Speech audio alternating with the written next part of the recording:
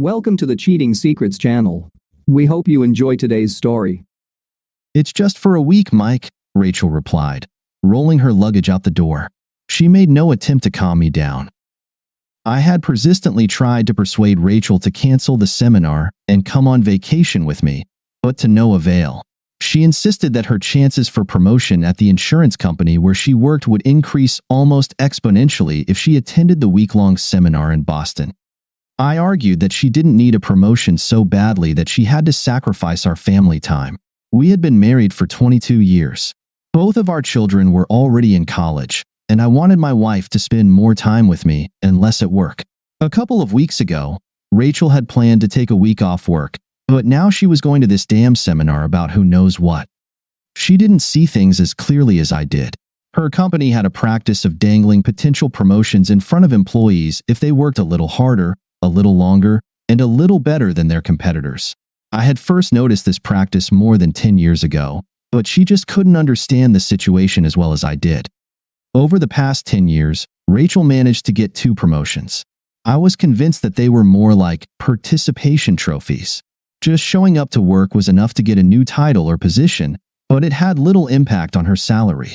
A few years ago, when I suggested she look for a new job, she had a meltdown. "I've spent a lot of time, effort, and training on my job.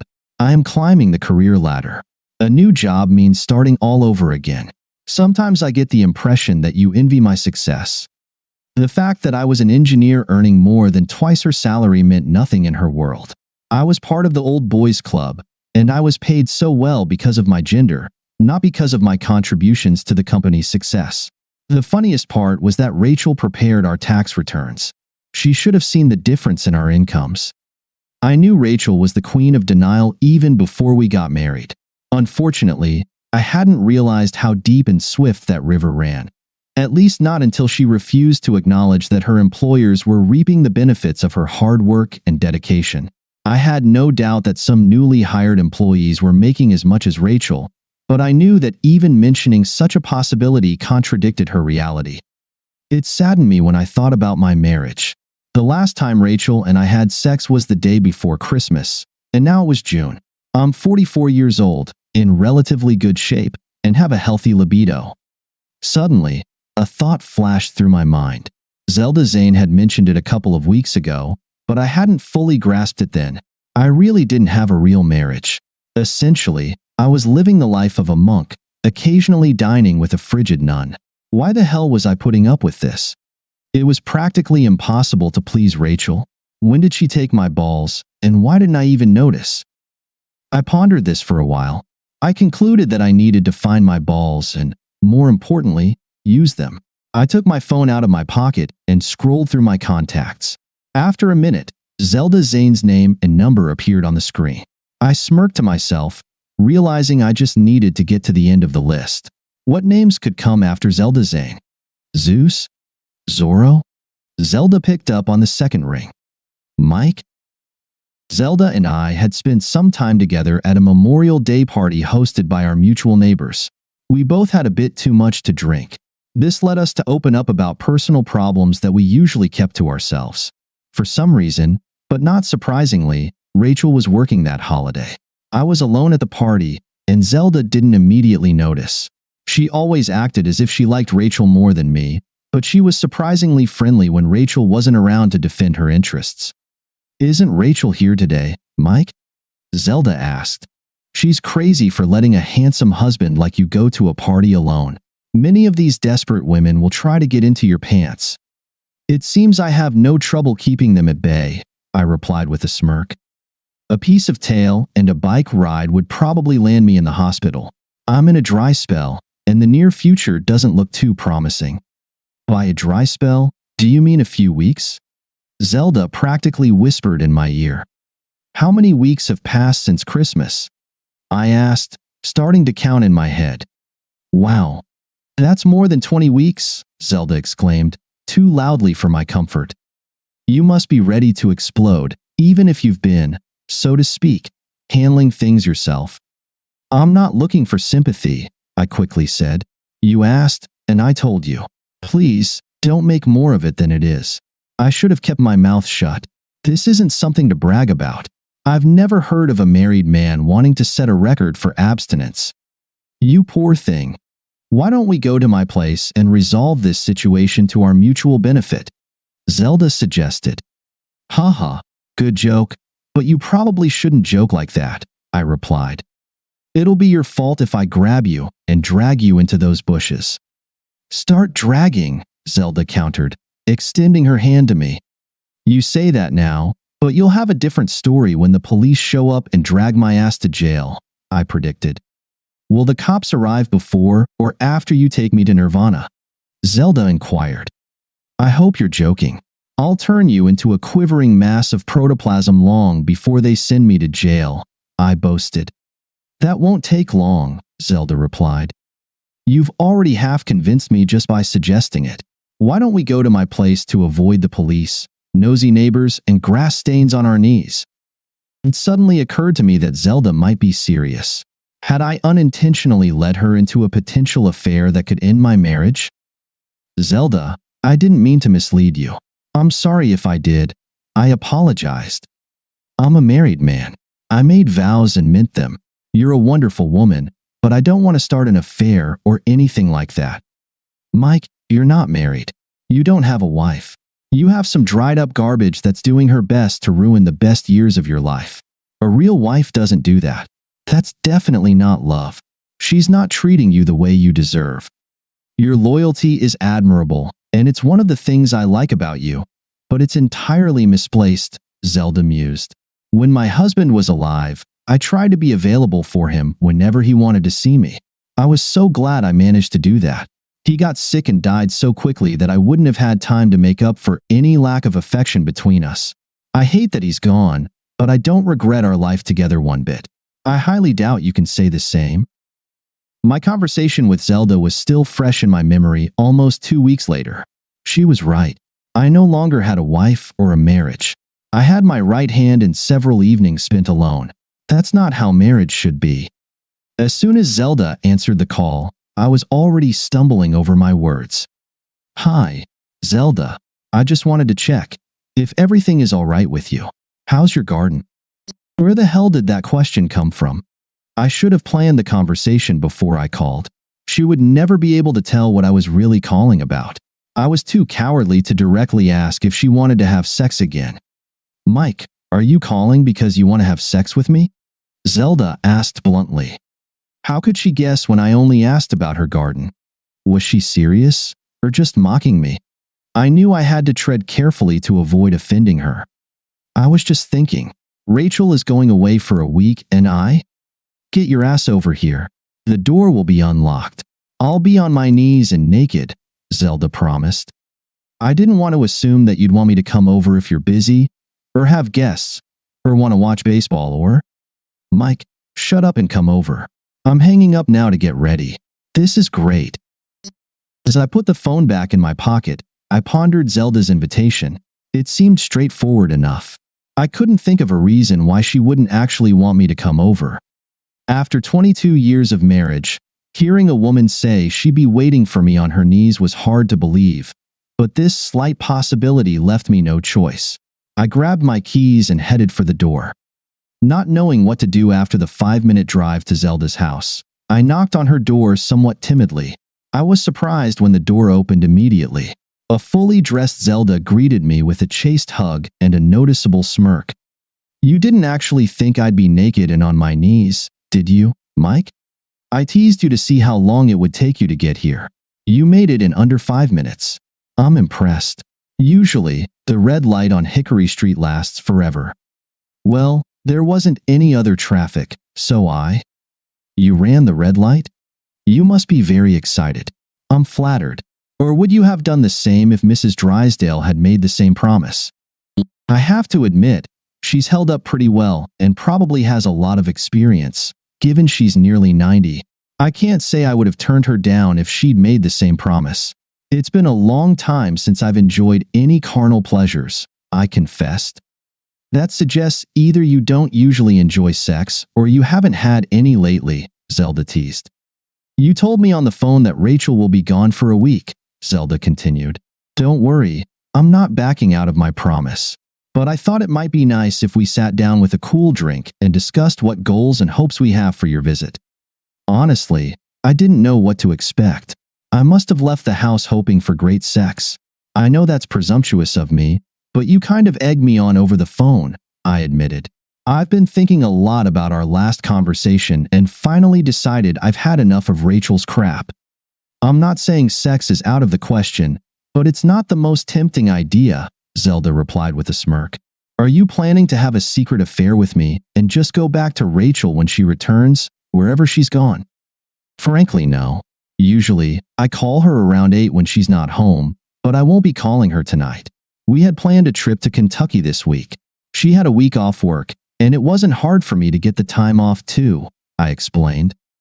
3 days ago, Rachel told me she had to go to a seminar in Boston for the whole week. I tried to talk her out of it. I made a few dinner reservations, though nothing special was planned. But that's not the point. She has been practically ignoring me for almost the entire past year. She spends more and more time at work and less at home. Sex is off the table. We hardly talk. When she is home, she's either on her laptop or on the phone. If we sleep together, will you tell her? Zelda asked. Will you give her a chance to fix things first? Are you thinking about divorce? This is a no-fault divorce state, so it doesn't matter who wants to leave the marriage or who ruined it. The kids are in college, covered by a program that allows us to save money for their education if they attend a state college. We don't have a mortgage. We can sell the house and split the money. I might have to pay her alimony, but it will be worth it. It sounds like you're seriously considering divorce. Do you still love her? The quick answer is that I don't love the Rachel I'm married to now, I admitted. I miss the Rachel I married many years ago, but who she is now is more than enough for me. I'm going to divorce her regardless of what we do tonight. Are you worried about being mentioned in the divorce papers? It doesn't matter much to me, Zelda replied. I've been a widow for 3 years, so no one should be surprised if I get back in the game. I just don't want to be seen as a homewrecker, but it seems you think Rachel has already done that. I have to tell you, I'm not looking for a long-term relationship, Zelda emphasized. I want to have sex, meet different charming men and travel. Essentially, I'm done mourning and want to experience life while I'm still young enough. I don't want you to leave Rachel hoping we will have something permanent. That's reassuring. I don't want to rush into new commitments anytime soon, I agreed.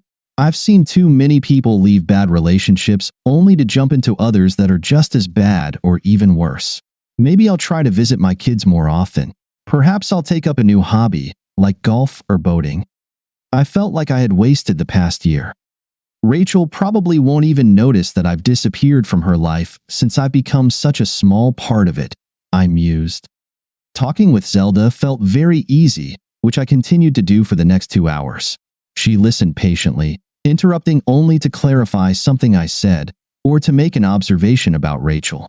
She became very interested when I mentioned my ancestry. She was both surprised and impressed to learn that I am a direct descendant of Henry Clay from Kentucky. He was a senator, Speaker of the House, and served as Secretary of State.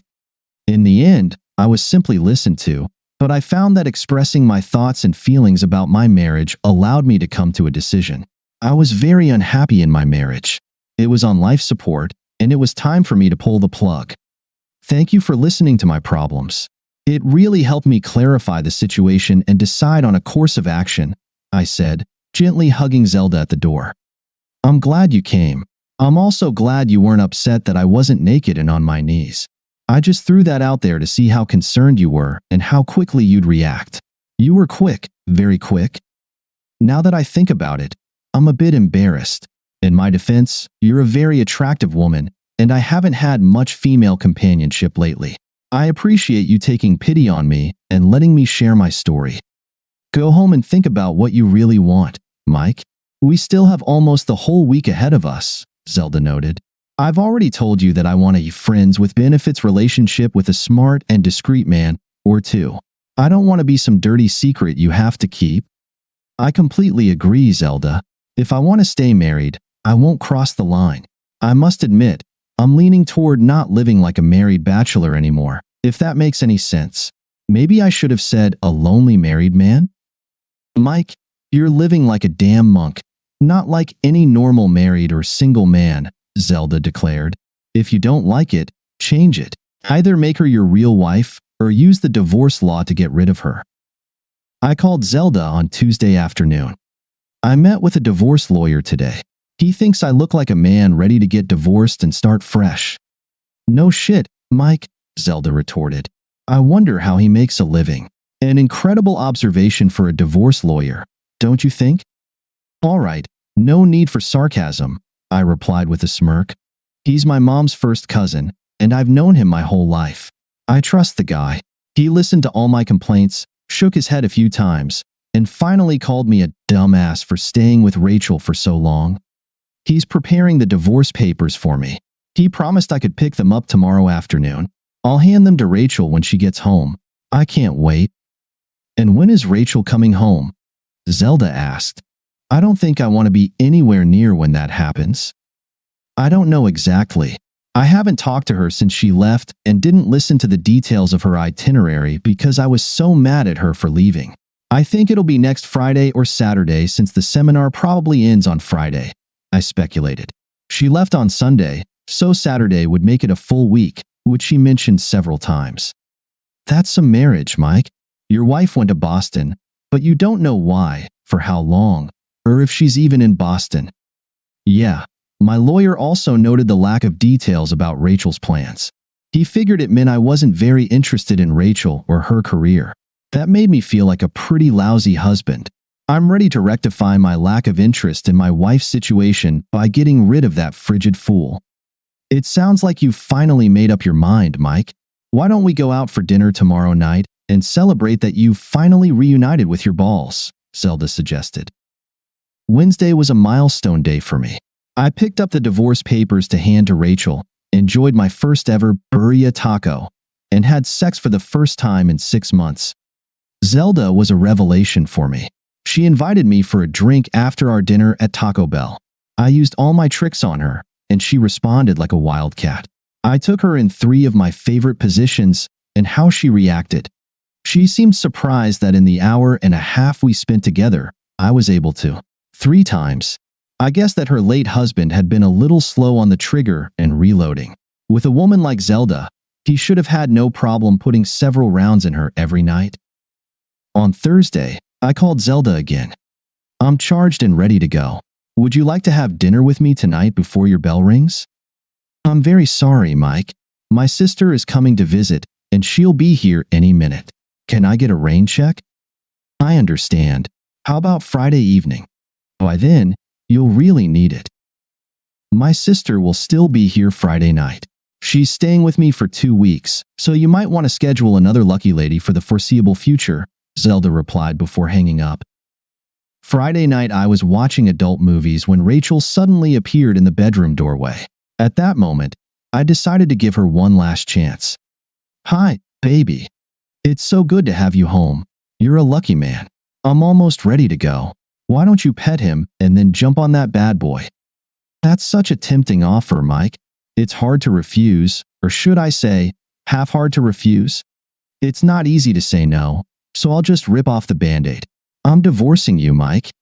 What? Why? Did that lying Zelda fill your head with nonsense? She doesn't take no for an answer. She's not really your friend, Rachel. She stabbed you in the back to get a shot at my... Mike, please listen to me for once, Rachel insisted. I want you to hear and understand why I'm divorcing you. Try to comprehend the words coming out of my mouth. Understand? You're the one in denial. If we divorce, I'll do everything I can to avoid paying you a single penny of alimony. You'll have to survive on the few bucks you bring home from that shitty job of yours. Remember, I'm the engineer in this marriage. Mike, your company calls you a sanitation engineer. That's not a real engineer. It's a term your employer uses to make you and the other guys feel better about your jobs. This week was important for me. I got promoted again. I'm now a regional manager at All Farm State Insurance. My salary was increased again, so I'll be earning in the 6-figure range. I've decided to take full control of my life, and that includes divorcing you. You've been planning this for a while. That's why we haven't had sex. You were trying to wean yourself off my... I suddenly realized, Mike, you're still delusional. Your magic tool and your obsession with it are sure signs of a narcissistic personality. You never talk about anything other than yourself and your strange personal preferences.